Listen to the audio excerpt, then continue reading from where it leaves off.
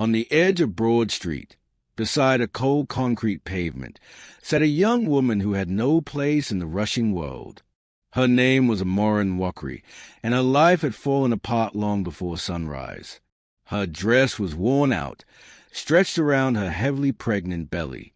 Her hair was rough from weeks without proper care. Dust clung to her skin. Her feet were sore. Her eyes were tired. In her hands, she held the one object she refused to let go of, an old accounting textbook she carried everywhere. It was a last reminder of the life she once imagined for herself. As people hurried past her, they turned their eyes away as if she did not exist. Some whispered. Some shook their heads. Some wrinkled their noses. No one asked if she had eaten. No one asked if she was in pain. She had become invisible, even though she sat in the middle of the street. Her stomach growled loudly. She had not eaten since the previous afternoon. She rubbed her belly, whispering softly, "I am trying. Please hold on." Her voice broke. Just as she thought she might faint from hunger, she noticed something unusual, a black SUV slowing down in the middle of the road, causing drivers behind to complain. The car pulled over right in front of her. The engine hummed smoothly, too quietly for a car of such size. The vehicle shone like fresh oil under the sunlight. Its tinted windows reflected her tired face back at her. The back door opened. A man stepped out. He wore a dark blue suit that looked expensive. His shoes glowed like polished mirrors. His wristwatch caught the sun. His presence alone caused passers-by to pause. Everyone in Lagos recognized him. Chief Michael, the billionaire who owned several companies, the investor whose decisions shaped half of Victoria Island, the man whose wealth filled newspapers and business magazines. But instead of walking into his building like everyone expected, Michael turned and looked directly at Amora. She froze. He studied her face with a strange expression, one that was not disgust, not pity, not shock, but recognition, as if he saw something important in her eyes, something no one had cared enough to notice. For the first time in a long while, someone truly looked at her. Amora clutched her old textbook against her chest, unsure whether to hide her face or stand up. Her heart raced without warning. She felt exposed, vulnerable, confused. Michael took a slow step toward her. People began whispering around them. Why was a billionaire approaching a homeless pregnant woman? Why did he look so serious? What was he seeing that others had missed? Amora's breath trembled as Emeka stopped directly before her. "Madam," he said softly. She looked up at him with wide, fearful eyes. And then something happened, something that would change her life and the life of everyone connected to Okri Holdings. Michael's face tightened. "As I stand here," he said quietly, "I cannot ignore you. Something tells me you are not where you belong." Amora's throat closed up. Amora lowered her eyes again, afraid that staring too long might invite trouble. She pulled her torn shawl over her shoulders and hugged her small handbag as if it were a shield. The footsteps moved closer. A pair of polished black shoes stopped right in front of her. They looked like shoes only a wealthy man would wear. They were spotless, shining like they had never touched dust. Amora felt her throat tighten. Men with shoes like that did not talk to women like her. They walked past her, or sometimes over her as she happened to stand in their way. She kept her head bowed, but the man did not move.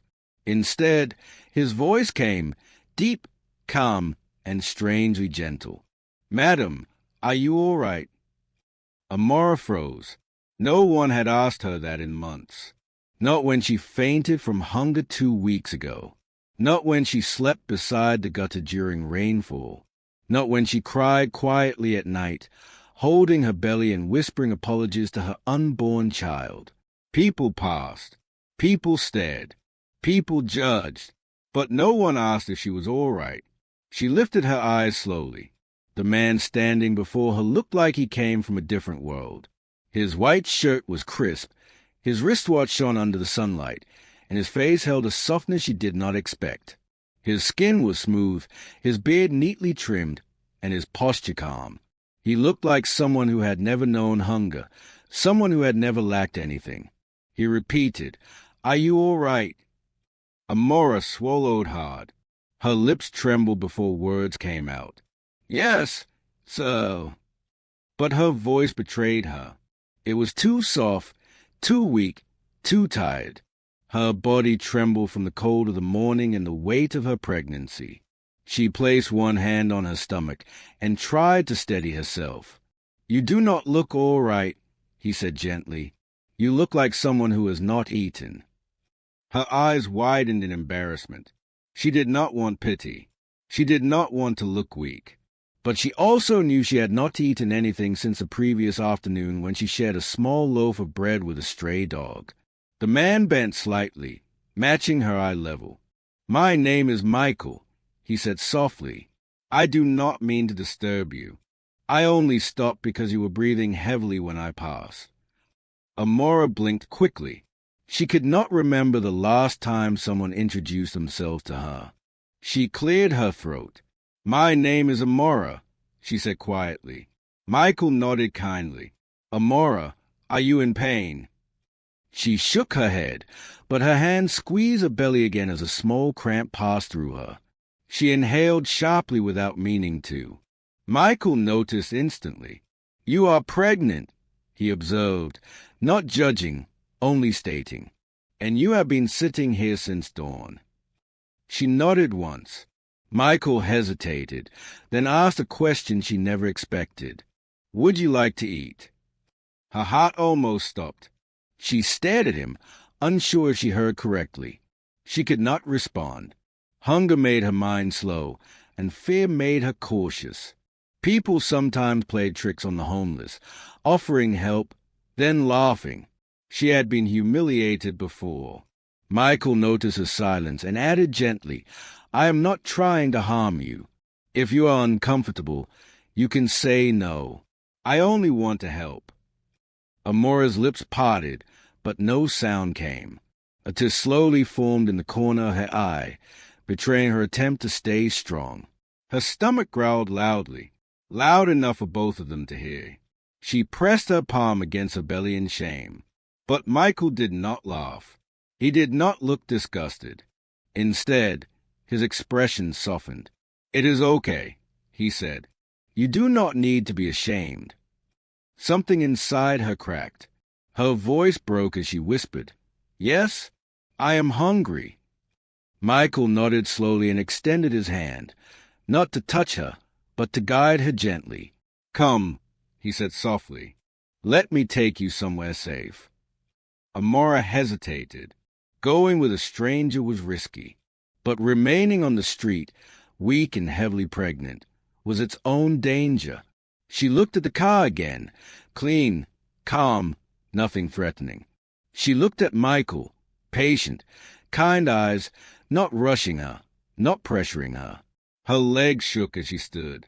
Michael stepped back to give her space, allowing her to move on her own. It had been long since anyone treated her with dignity. Amora held her handbag close and took one slow step toward the car. Just then, a loud bus passed, blowing hot exhaust and shouting noise into the morning air.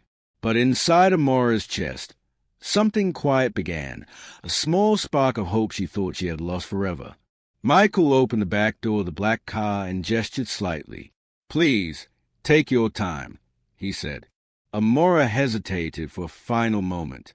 Then she stepped inside. That single step would soon pull her into a world of skyscrapers, powerful boardrooms, secret scandals, and a billionaire's desperate crisis, one only she could solve. And as the car door closed behind her, Amora did not know that by the end of the day, she would be standing inside an office that controlled half of Lagos. And every life inside that office would depend on her. The moment Amora entered the back seat of Michael's car, she felt like she had stepped into another universe. The leather smelled clean, expensive, and unfamiliar. The seats were soft, warmer than the cold pavement she usually sat on. She slowly ran her fingers on the car door, feeling the smooth texture as if touching something forbidden. She tried to sit upright, but her belly made her lean slightly forward. She held her shawl tightly across her chest, afraid of leaving stains on the spotless interior. Her mind kept racing. Why is he helping me? Who is he? What does he want? Fear and gratitude fought inside her. She inhaled slowly to calm herself, but her hands continued to tremble. Michael closed the door gently and walked around to the other side. When he entered the driver's seat, he did not look at her immediately. Instead, he adjusted the air conditioning, lowered the temperature to a mild cool, and then turned slightly toward her. "Are you comfortable?" he asked. Amora nodded quickly, even though she was not sure. She had never been inside a car like this. The only vehicles she used were crowded buses where people pushed and shouted and argued over change. Hey, there was silence. Cleanliness. Peace. As the car began to move, she stared outside through the tinted windows, watching Legos fly past in streaks of movement. Traders arranging goods, school children in uniforms, taxi drivers shouting for passengers. She watched the life she was used to disappear behind her as the car drove deeper into the wealthy districts. The environment changed slowly. First, the noise reduced. Then the buildings grew taller. Billboards became larger, roads smoother, houses bigger. Her heart tightened. This is not my world, she thought. Michael checked the rear mirror and saw her tense expression. You do not need to be afraid, he said. I am taking you somewhere safe to eat. After that, you can decide what you want. She nodded but kept her thoughts inside. Her fear was not only about Michael. It was about herself. Her life had been falling apart for months. Why was someone suddenly pulling her upward? Life rarely gave her kindness without taking something in return. She placed a protective hand on her belly. Her baby kicked lightly in response. It felt like a reminder that she had to be careful. When the car turned into a long boulevard lined with glass buildings, Amora's heart skipped 2 beats. They were entering one of the wealthiest streets in Victoria Island, where multinational companies own skyscrapers with guards, fountains, and expensive art at the entrance. This was where billionaires worked. This was where decisions that shaped the economy were made. This was where someone like her did not belong. She swallowed painfully. The car slowed before a tall, shining tower. Its glass panels reflected the sun like diamonds. Men in suits moved in and out of the building. Women in heels walked confidently, holding laptops and coffee cups. Security officers stood at the entrance with earpieces and polished uniforms. Michael's car stopped directly in front of the building, and 2 guards walked forward instantly. They bowed slightly when they saw him. "Good morning, sir." "Good morning," Michael replied. Amora stiffened when one of the guards glanced at her inside the car. His eyes widened slightly in confusion. She looked away immediately, embarrassed. Michael stepped out and opened her door himself. It shocked her. A man who looked like a top executive should not open doors for a homeless woman. She hesitated before placing her feet on the ground. The moment she stepped out, the atmosphere changed. People walking into the building slowed down. Some stared openly. Others looked from Michael to Amora, trying to understand why their CEO-level boss brought a heavily pregnant, poorly dressed stranger to work. Amora pulled her shawl tighter and lowered her gaze. Her heart hammered painfully. She could feel judgment in the air. She wished she could disappear. Michael placed a hand lightly on her shoulder, not touching, only guiding. "Walk with me," he said. She obeyed. The security officers tried not to stare, but curiosity filled their eyes. The revolving glass doors opened automatically as they approached, and cool air from inside brushed against Amora's skin. The lobby was breathtaking. Marble floors, a massive chandelier, 2 elevators with golden frames, a reception desk made of crystal glass, people in sophisticated suits typing on tablets. The contrast between her worn clothes and the luxury surrounding her was painful. She felt naked, exposed, and out of place. Every step echoed too loudly, reminding her she did not belong. Michael walked confidently to the private elevator. and the receptionist, an elegant woman with a tight bun, greeted him. But her eyes widened when she saw Amora. She looked confused, shocked, then cautious. Michael ignored the stays. He pressed a button for the top floor. When the elevator doors opened, they stepped inside. Amora stood at the far corner, hugging her handbag tightly. The elevator walls reflected her face, tired, thin, worried. She looked like someone the world had forgotten. Michael remained silent, giving her space. As they rose higher, her heartbeat increased. She was going somewhere important, somewhere powerful, somewhere dangerous for someone like her. The elevator reached the last floor. The doors opened to a wide hallway leading to an office with large glass windows overlooking the entire city. Before they reached it, a woman hurried out. The secretary, Tonya, sharply dressed, elegant, and clearly surprised. "Good morning, sir," Tonya began, then froze when she saw Amora. "Sir, who is she?" Amora looked down immediately, heat crawling up her neck. Tonya's tone was not rude, but it held a sharpness that cut deeply, like she was trying to protect the company from embarrassment. Michael turned calmly toward the secretary. "Tonya, prepare something for her to eat. She is my guest." Tonya's mouth slowly dropped open. Her shock filled the hallway. Amora felt her knees weaken. Her entire body shook. She stood between a powerful man, a disapproving secretary, and a workplace where she clearly did not belong. And this was only the beginning.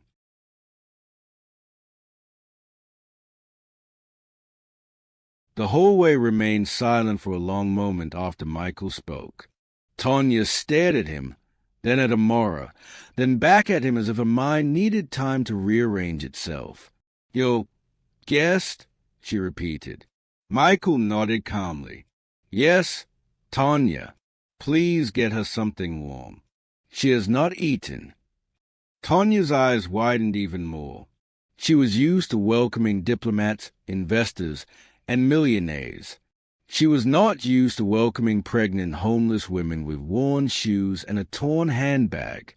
It was not judgment as much as shock, deep, unexpected shock. "Yes, sir," she finally said, though it came out slowly. She walked away with stiff steps, still glancing back at Amora as if trying to understand what she was witnessing. Michael guided Amora toward a small private lounge beside his office. The room was quiet, with soft gray chairs, warm lights, and the smell of fresh air from a hidden diffuser. A glass table stood at the center, decorated with flowers that looked too expensive to touch. Amora stepped inside nervously. "Sit," Michael said softly. She lowered herself into one of the chairs, careful not to sink too deeply. Her fingers clutched her handbag, and her eyes kept drifting to the door, afraid someone powerful might walk in and question her presence. Moments later, Tonya returned with a tray. Even the way she held it showed she was trying to remain professional while struggling with confusion. She placed the food gently in front of Amora: warm rice, grilled fish, vegetables, and a bottle of clean water. The steam rose toward her like an invitation. "Thank you," Amora whispered, her voice small. Tonya nodded but did not speak. She kept her face composed, yet her eyes said many things: curiosity, shock, confusion, and a little fear. She gave one last uncertain glance before leaving the room. The moment she was gone, Amora finally allowed herself to breathe. The food smelled too good to ignore. For a few seconds, she hesitated, afraid she might look greedy. "Please eat," Michael said gently.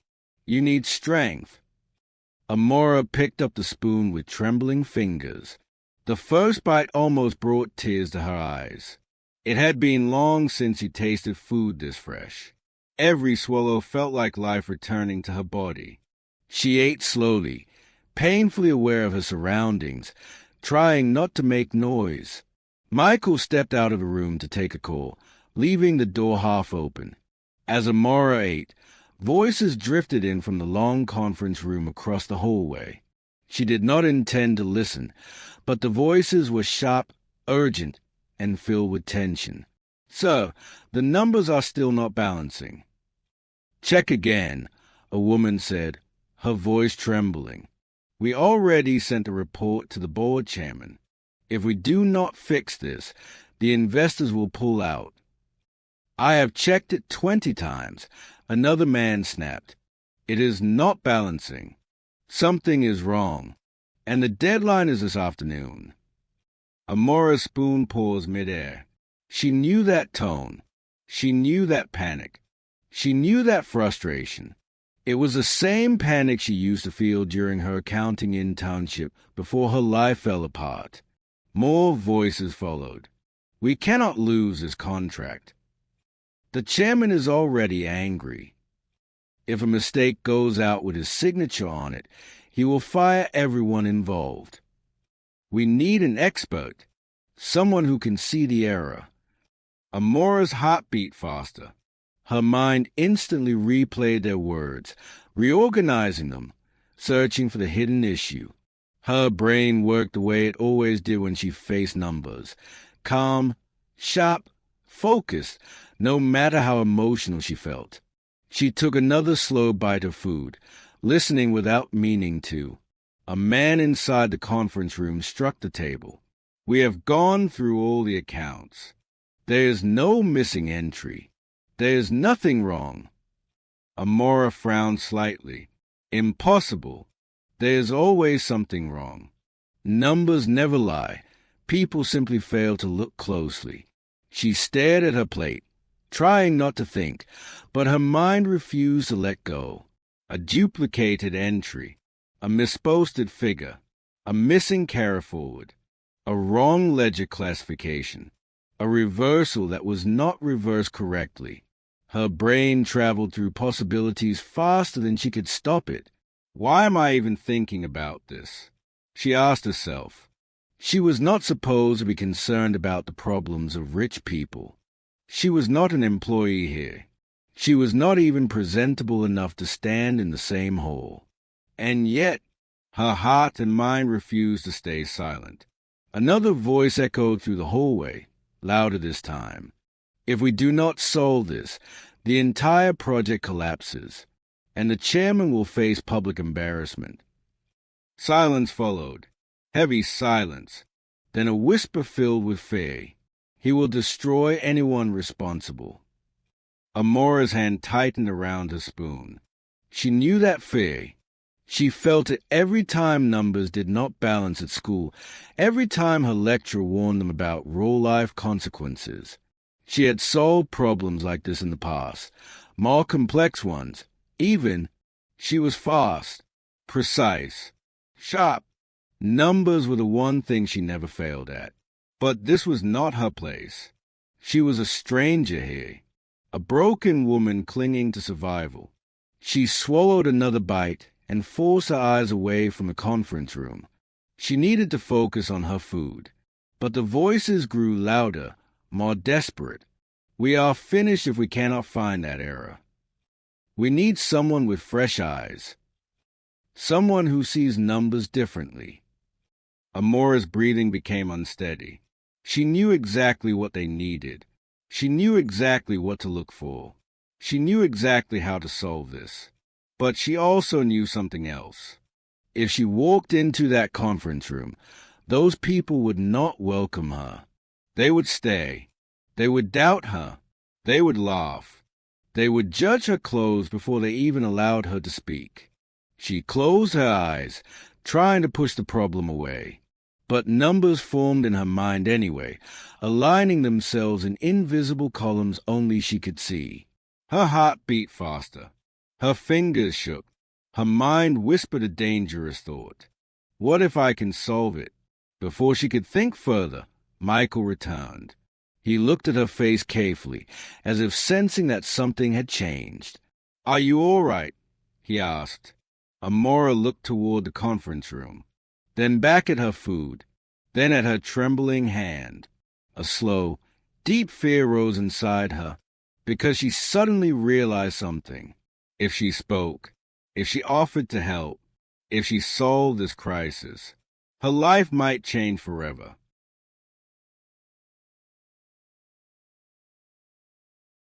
She might be stepping into something bigger than survival, and something bigger than fear. Michael waited for her answer, but Amora could not speak. Not yet. The crisis behind those glass walls was bigger than she knew, and she was the only person who could see the missing answer. But revealing that truth would pull her into a world she was not ready for. And once she stepped into that world, she would never return to the life she had before. The fluorescent lights were too bright. The marble floors were too clean. The people were too well-dressed. Everything in the Lagoon View private hospital reminded Lami of the world she did not belong to. Yet here she was, barefoot, pregnant, and wearing a torn gown, dragging herself through the hallway like she was being chased by an invisible storm. Every nurse she passed paused.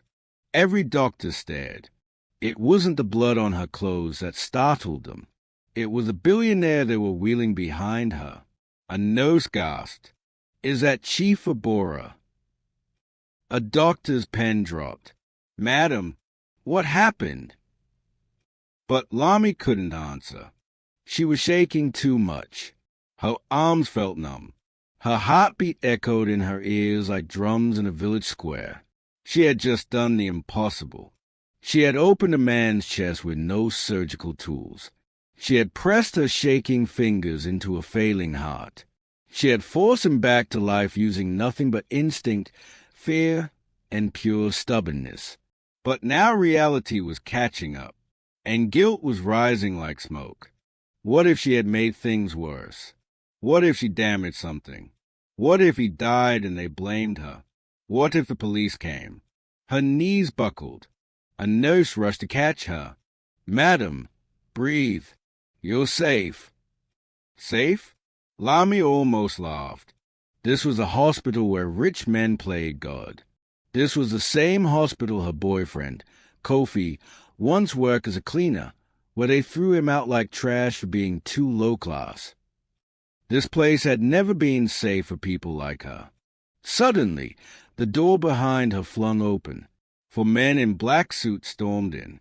Their sunglasses, even indoors, were dark enough to hide their eyes. Their shoulders were wide, their steps heavy, and they moved with the authority of men who had never been questioned in their lives. The lead bodyguard pointed at Lami. "You, come with us." Her breath caught.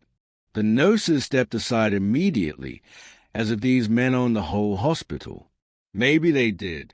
The guard's voice was calm, too calm. "Madam, please follow us quietly." Her legs trembled. Am I in trouble?" "No," he replied, "but the chief's family wants to speak with you." The words hit her chest like a hammer.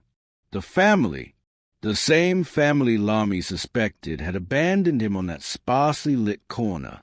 The same family whose betrayal had caused his heart attack. What would they do to her now? The guards surrounded her, not roughly, but firmly, a human cage. As they led her towards a VIP wing, everyone in the corridor stopped what they were doing. Nurses whispered. Patients stared. A cleaner pressed himself flat against the wall. Who was she? A homeless pregnant woman. But right now, they were escorting her like she was someone important, or someone dangerous.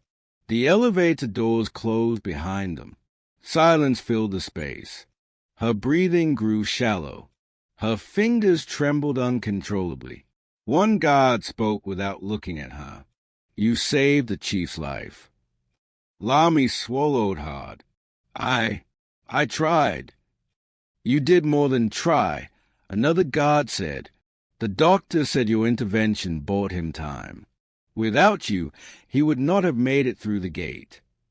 Her mouth went dry. The elevator chimed. Ding. The doors slid open into the elite section of the hospital. Golden walls, glass chandeliers, imported Italian tiles that reflected the lights like stars trapped beneath her feet. The guards guided her into a silent waiting room filled with expensive art and the heavy smell of old money. Then the tallest guard leaned close and whispered, "Prepare yourself. His children are inside." Before she could ask anything, the door swung open, and three sharply dressed adults turned to face her, eyes dark, expressions unreadable. Their posture said power. Their silence said danger. Their gaze said you don't belong here. The woman among them stepped forward, heels clicking like gunshots. "So you're the girl who touched our father's heart." The room froze. Lami's lips parted, but no sound came out. Then the woman's voice sharpened like a blade. "Explain yourself, now." And just like that, the real battle began.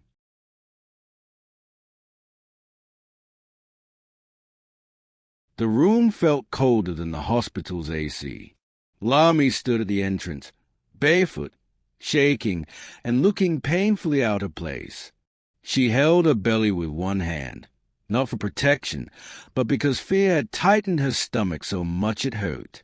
The billionaire's three children stared at her like she was a stain on their perfect world. The daughter, tall, slim, and dressed in a Queen Chanel suit, crossed her arms. Her voice sliced through the silence. "Who brought you near our father?" Lami blinked. I didn't go near him. He collapsed in front of me." The daughter scoffed, her perfectly sculpted eyebrow arching. "And you expect us to believe that?" The older son, a bulky man with a thick beard, designer wristwatch, and a face permanently squeezed into suspicion, stepped forward. "Let me get this straight," he growled. "Our father, a billionaire with round-the-clock security, just happened to collapse beside you, a homeless, pregnant stranger." Lami's lips trembled. "I swear, I didn't plan anything. He grabbed my hand before he fell." The son turned to his siblings and smirked. "First time I'm hearing a collapsed man reaching out for a random pregnant woman like some guardian angel." The younger son, sleek, handsome, sharply dressed in a navy Italian suit, stared at her with narrowed eyes. He didn't speak yet. He just assessed her like she was a business deal he wasn't sure he should invest in. The daughter walked around Lami in slow, deliberate circles, examining her torn clothes, ashy feet, and swollen eyes. Then she stopped in front of her. "You said you did. What exactly?" Lami swallowed hard. "I pressed his chest. I tried to make his heart beat again." The daughter burst into laughter, loud, dramatic laughter that echoed across the room. You touched my father's chest? You pushed his heart? You—" Lami felt her dignity shrinking. The older son shook his head. "This is ridiculous. Our father is a billionaire. He sees cardiologists, not roadside women." That sting traveled deep, but she forced herself to stay calm. "I didn't choose what happened," she whispered. "I just couldn't watch him die." For a moment, silence filled the room. Then the quiet one, the younger son, finally spoke, his voice calmer than the others. "How did you know what to do?"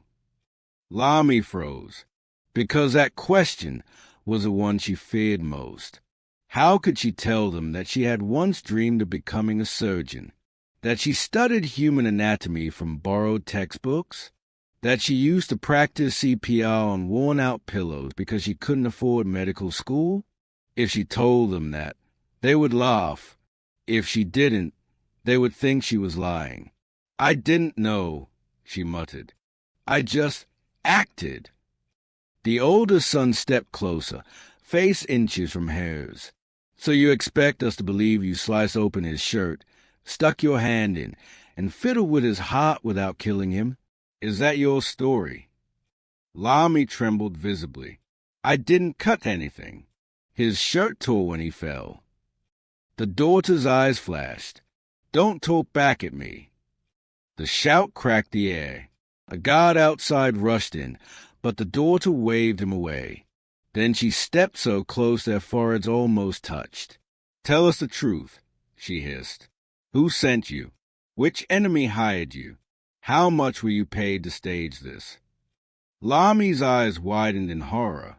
"No one sent me. I was on my way to the shelter." "Lies!" the older son snapped. "You're after his money," the daughter added. "You want attention," the younger son said quietly. Lami's throat tightened. They would not believe her. They didn't even want to. These were people who believed trouble only came from the poor.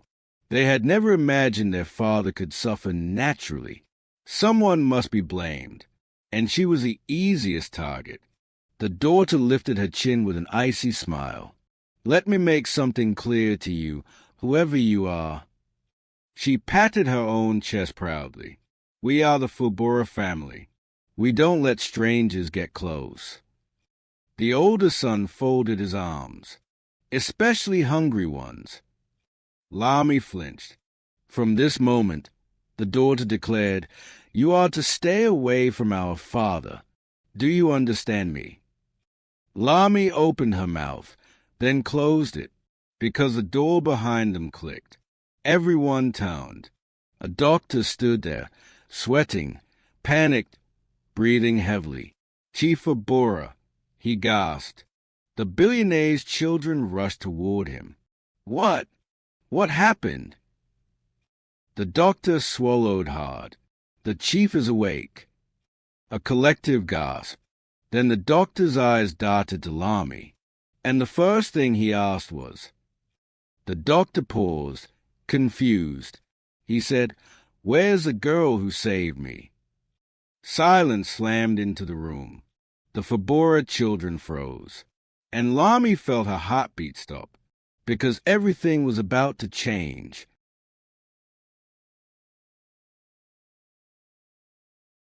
"Where's the girl who saved me?" Those 8 words froze the billionaire's children like statues carved from ego and shock. The daughter's mouth fell open. The older son's face darkened like a storm gathering over the ocean. The younger son blinked slowly, calculating everything. But Lami, her knees nearly buckled. Her palm flew to her chest as her heart thundered in disbelief. "He asked for me," she whispered. The doctor, still panting, nodded. "Yes." He woke up confused, but the first thing he said was that he wanted to see the young woman who kept him alive before we arrived. The daughter snapped out of her shock first. "This is impossible," she hissed.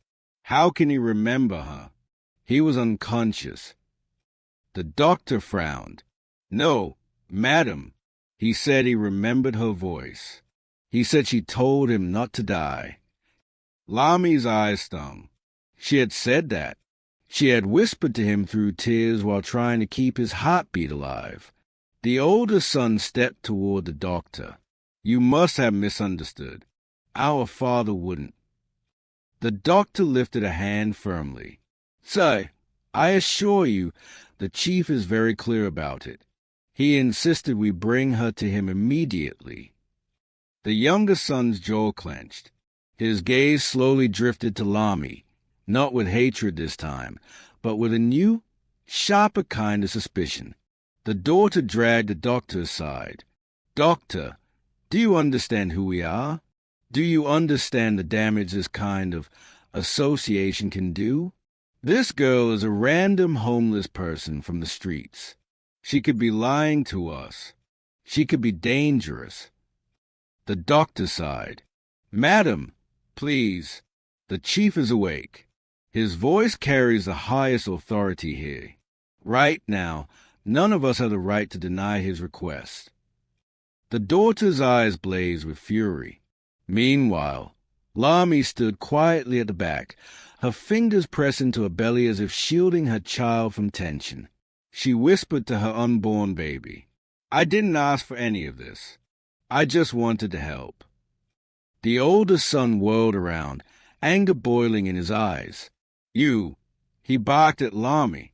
Don't think this means you're special. My father is weak. People say strange things when they are weak.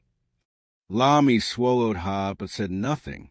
The daughter stepped forward, her heels clicking like a warning drum. I will escort her to our father, she declared coldly. I want to see his reaction with my own eyes. She gave Lami a long, venomous look. Move! Lami hesitated, not from disobedience, but from fear. The younger son stepped closer and said quietly, Don't embarrass yourself. If he didn't ask for you, you will regret walking into that room. The threat lingered like smoke. Still, the doctor gestured gently for Lami to follow him. It's okay, he murmured. No one will hurt you here.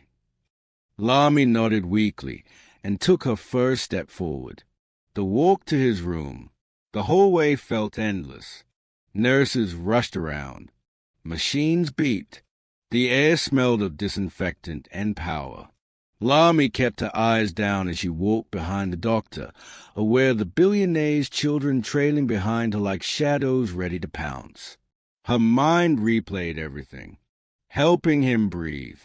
The torn shirt, her trembling hands, his heartbeat returning. She had thought he might die in her arms. She had honestly believed she was too late. Then she remembered his last whisper before losing consciousness. Don't leave me. A shiver ran through her. Her feet felt heavy, her breath shaky. What if he didn't actually want to see her? What if he was confused? What if walking into that room was the biggest mistake of her life? But they reached the VIP wing too quickly. The doctor stopped in front of a guarded door. 2 security men stood there, stiff and alert. The doctor took a deep breath. He is inside. The daughter folded her arms triumphantly. Well, she said with a fake smile, let's see what magic spell you cast on our father. Lami's chest tightened. The doctor knocked gently. A voice inside, deep, weak, but unmistakably authoritative, answered, Bring her in. The billionaire's children gasped. The doctor opened the door slowly and guided Lami inside. The Fabora children followed, silent and rigid. Inside the billionaire's room. The room was huge, almost like a hotel suite. Soft lights, white sheets, luxury everywhere. Chief Fabora lay in bed, pale but conscious, tubes connected to his arms, oxygen by his side, monitors humming steadily. His eyes, sharp, intelligent eyes, scanned the faces entering. And then they landed on Lami. The children held their breaths. The chief lifted his hand weakly and pointed at her. That's how. The daughter stiffened. The older son's jaw tightened. The younger son exhaled sharply. The chief's voice was low but firm. Come closer, my child. Lami stepped forward, trembling. The chief looked at her the way someone looks at the only person who pulled them from death's door. Then, in a voice filled with gratitude that silenced the entire room, he said, You kept my heart beating when I had nothing left. If not for you, I would be dead. A single tear slid down Lami's cheek. The billionaire reached out his hand. She hesitated, then gently placed her fingers in his. Warm, alive. The room was silent. The children were speechless. And then the chief whispered the words that would soon shake the entire family and the entire city. I owe you my life.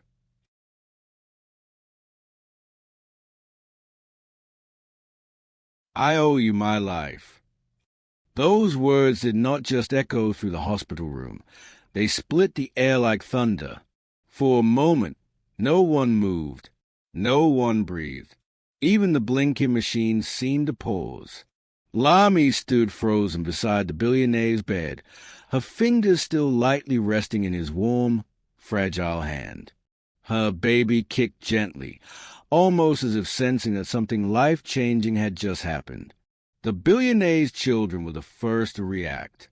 The daughter gasped and staggered back a step, clutching a designer purse like it could shield her from the truth. The older son gaped in disbelief, his lips parting without words. The younger son's brows pulled together in sharp, stunned concentration. The billionaire, Chief Abora, exhaled slowly and did something none of them expected. He raised Lami's hand and pressed it against his chest, right over his heart. "You kept this beating," he whispered. "You refused to let me go when even fate tried to take me."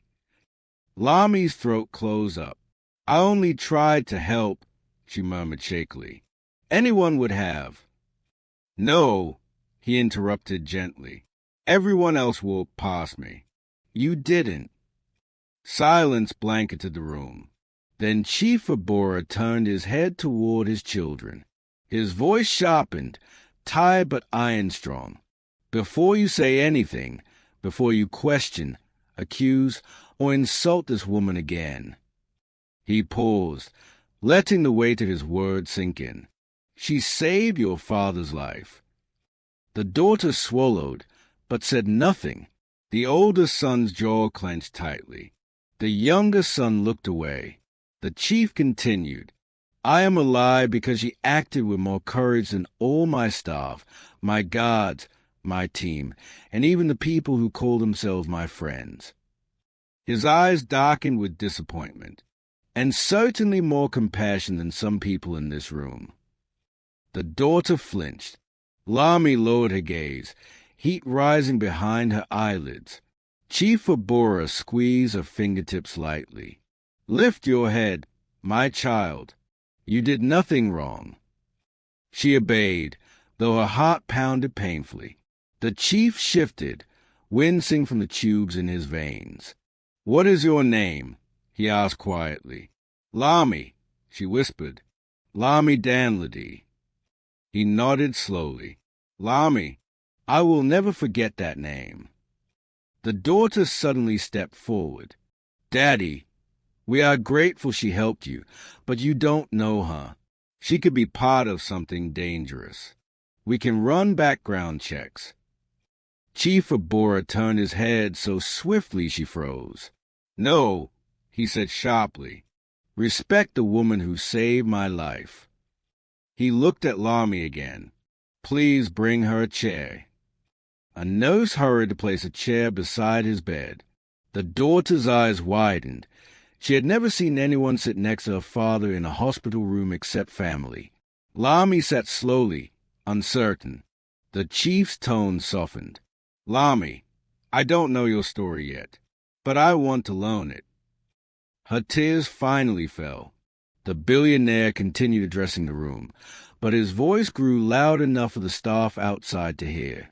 "In fact," he said, "everyone should know her name. She deserves honor." The daughter's face darkened. "Daddy, wait!" "No," he boomed. Everyone jumped. "I am the Chief Abora, and when a person saves my life, the world will know it." He turned to the nurse at the door. "Call the hospital PRO. I want an official statement released immediately." Lami's eyes widened in fear. "No, please, sir." But the chief continued. "Announce that my survival today was made possible by this young woman. Her courage, her quick thinking, her bravery." The children gasped in unison. The nurse ran out to carry the order. Chief Abora turned back to Lami. "You deserve to be celebrated, not hidden. You gave me back my life. I will give you back your dignity." Her chest caved in as a sob escaped. The billionaire's daughter shook with rage. "Daddy, this is reckless. You're putting her into our family matters without knowing who she is." Chief Abora's gaze hardened. "She is the only reason your father is still breathing. That gives her every right to stand here." The room went silent again. Then, as if sensing Lami's fear, the billionaire lowered his voice. "My child," he said softly, I don't know what the world has taken from you, but as long as I live, no one will mistreat you again. Not in my presence. Not in my name. Lami covered her mouth as tears flowed uncontrollably. He squeezed her hand again, his fingers trembling but sure. I called you here because you must hear this clearly. Not from rumors. Not from anyone else. His eyes locked on Hayes with gratitude so deep it felt like a blessing. I will repay what you have done, and not in small measure. Behind them, the billionaire's children exchanged tense, fearful looks, because they knew this was only the beginning, and their father did not make promises lightly.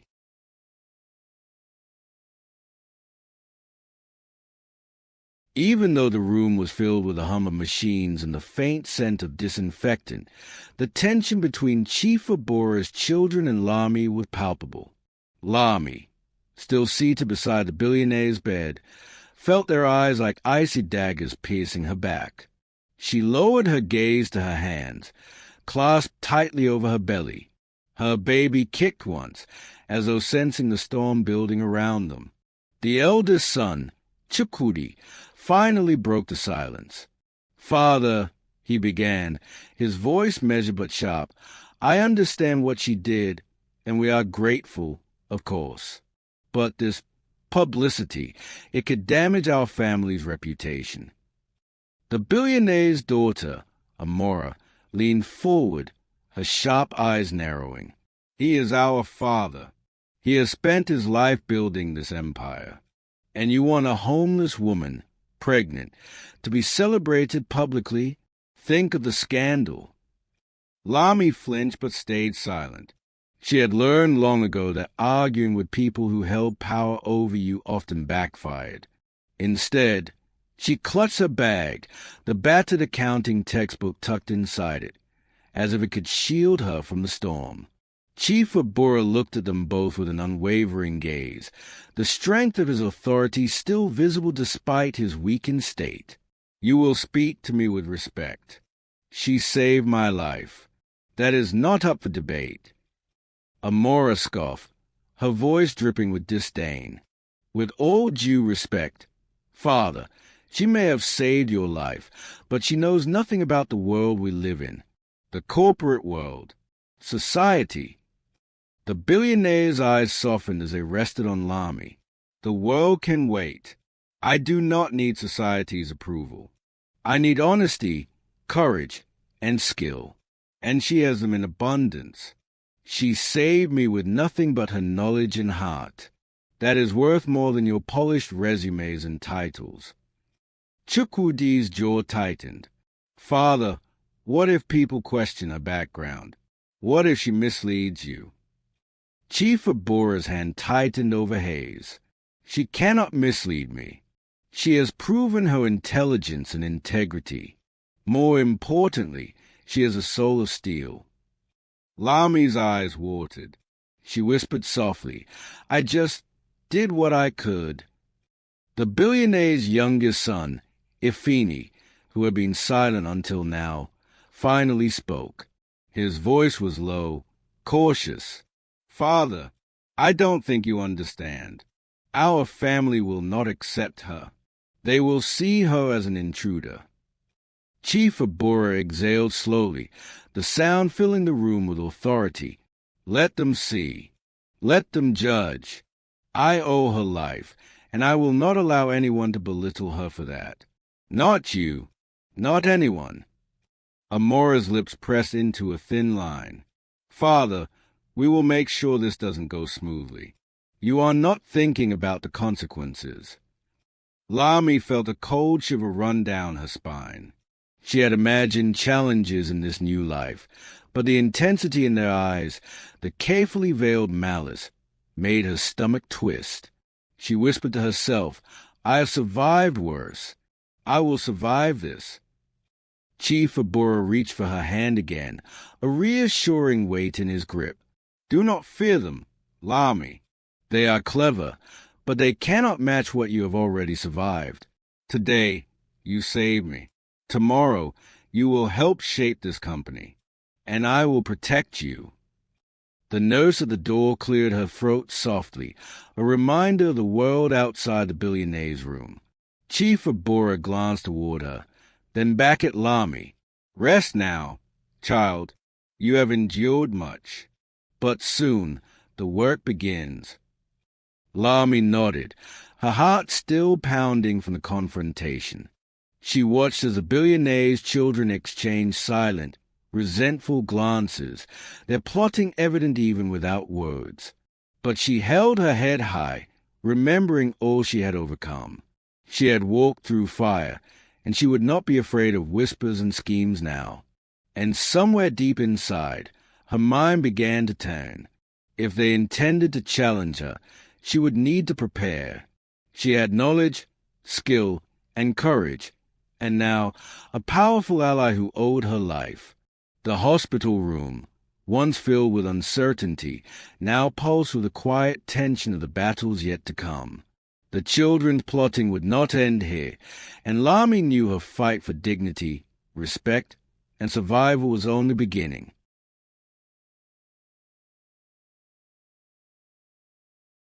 The next morning, Lami awoke to the soft light of Lagos filtering through the hospital curtains.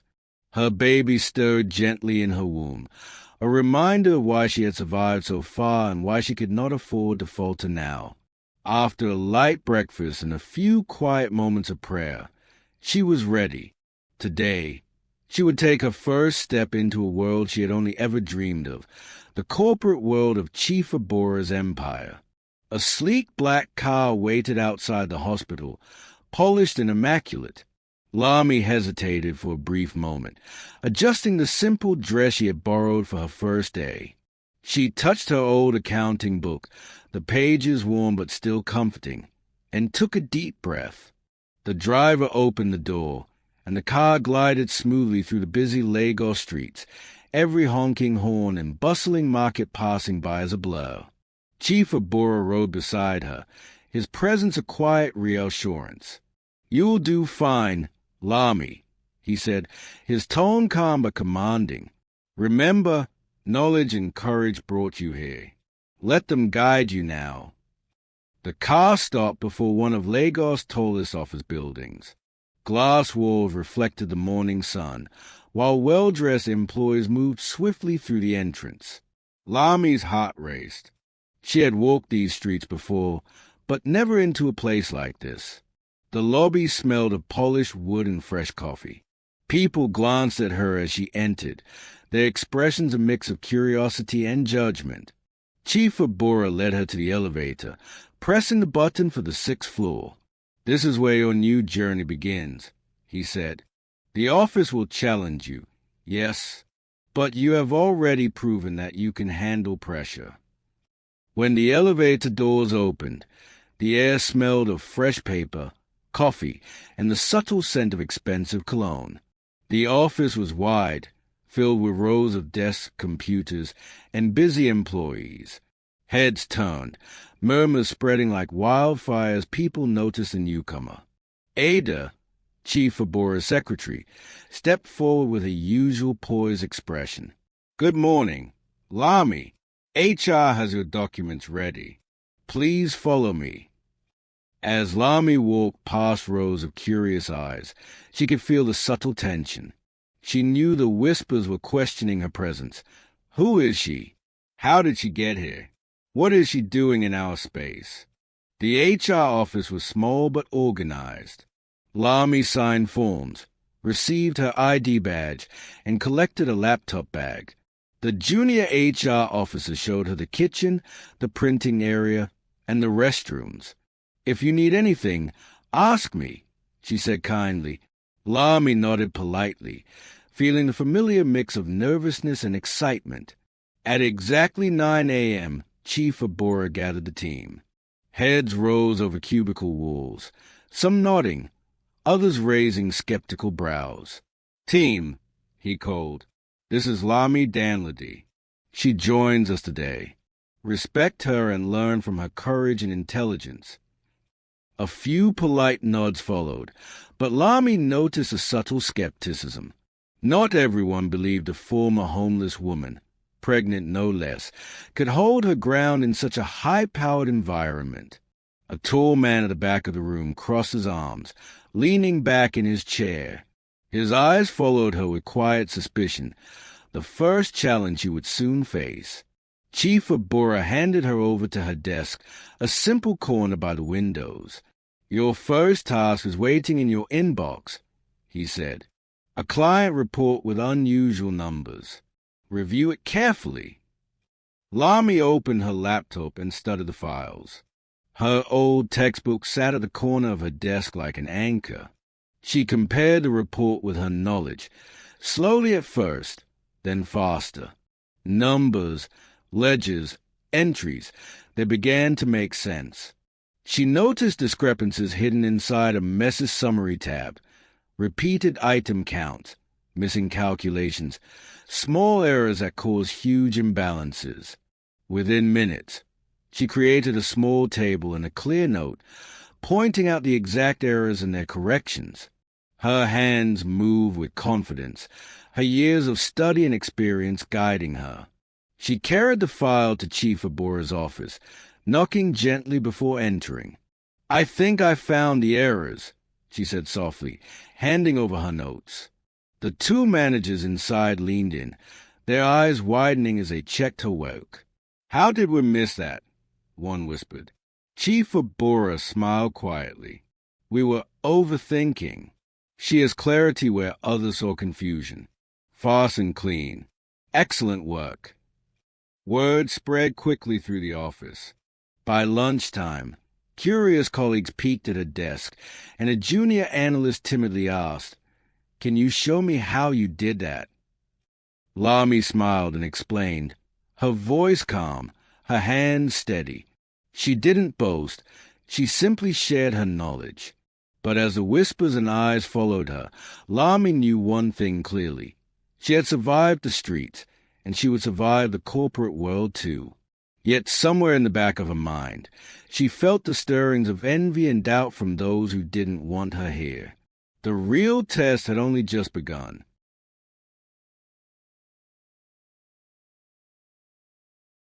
By the second day at Chief Abura's office, Lami had begun to settle into the rhythm of her new life, yet the tension around her was unmistakable. The office hummed with the usual clatter of keyboards, the distant ring of phones, and the quiet murmur of meetings, but her presence seemed to ripple through it like a stone thrown into still water.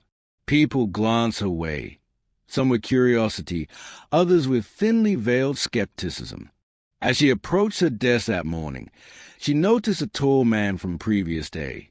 His name was Michael, a senior accountant, leaning back in his chair, arms crossed, eyes sharp. His gaze lingered on her like a silent challenge. Lami ignored him, placing her laptop on her desk and opening the client files waiting for her. Her first task was straightforward, a set of balance sheets from a long-standing client meant for internal review. Yet, as she scanned the numbers, subtle errors jumped out to her trained eyes, minor duplications, missing entries, and overlooked adjustments. She smiled faintly. She was not here just to survive. She was here to prove herself. Before she could begin corrections, Michael approached her desk, leaning slightly over her shoulder. "Are you sure you understand this?" he asked, his tone polite but condescending. "These reports are complex. Not everyone can grasp them in one glance." Lami looked up calmly, holding his gaze. "I've reviewed similar report before," she said softly, yet firmly. "I can handle this one as well." Michael smirked, as though her words were not enough. "Very well," he said, stepping back, but she noticed a subtle exchange of looks between him and a few other colleagues. They were forming an unspoken alliance, testing her boundaries. Throughout the morning, the subtle challenges continued. Files were accidentally left incomplete, key documents were misplaced, and murmured doubts followed her wherever she went. Ada, Chief Abura's secretary, noticed the tension but gave Lami a reassuring smile whenever she passed by. "Keep steady," she whispered one time. They test everyone who surprises them. Lami felt her pulse quicken but did not waver. She remembered the streets, the night she had spent on hard pavement, the cold and hunger that had never broken her spirit. She had faced real danger before. Office politics and whispers were nothing compared to surviving alone, pregnant, and hungry. She focused on the numbers in front of her, letting clarity guide her. At lunchtime, Michael approached the desk again, this time more openly. "You're doing well, I suppose," he said, folding his arms. "But you need to understand something. People here don't take kindly to shortcuts or mistakes. One wrong move, and the whispers become gossip. One misstep, and it's difficult to regain trust." Lami nodded, her expression calm. "I understand. I've made mistakes before. I've learned from them. I won't repeat them here." A few other staff members watched from across the room, their faces revealing both curiosity and skepticism. Lami knew that earning their trust would be slow. Respect had to be proven through consistent action. By mid-afternoon, a minor crisis emerged. A client's inventory report had discrepancies that were delaying a major transaction. Michael and his team were puzzled, and tension filled the room. Lami, observing quietly, noticed the repeated counts and misallocated costs immediately. Her fingers moved across the keyboard, checking calculations and tracing entries, her old accounting book open beside her for reference. Within minutes, she had created a corrected summary and printed a concise note explaining the adjustments. She walked calmly to Michael's desk. "The duplication in lines 57 to 63 caused the imbalance," she said, pointing to the printed sheets. "Correcting this aligns the totals with the ledger. The rest of the accounts now match." Michael leaned over the papers, scrutinizing corrections. His eyes widened slightly. "That's correct?" he said finally, his voice low, almost begrudgingly. He looked up at her, and for a moment, respect flickered in his expression. By the end of the day, whispers in the office had shifted. While some still doubted, others were quietly impressed. Lami returned to her temporary desk in Chief Abora's office, exhausted but determined. She clutched her old accounting book, her anchor in a world that seemed both dazzling and treacherous. Sitting back, she whispered softly to herself, "I survived the streets. I will survive this too." And somewhere in the hallways of the skyscraper, the office politics and whispered doubts were only beginning.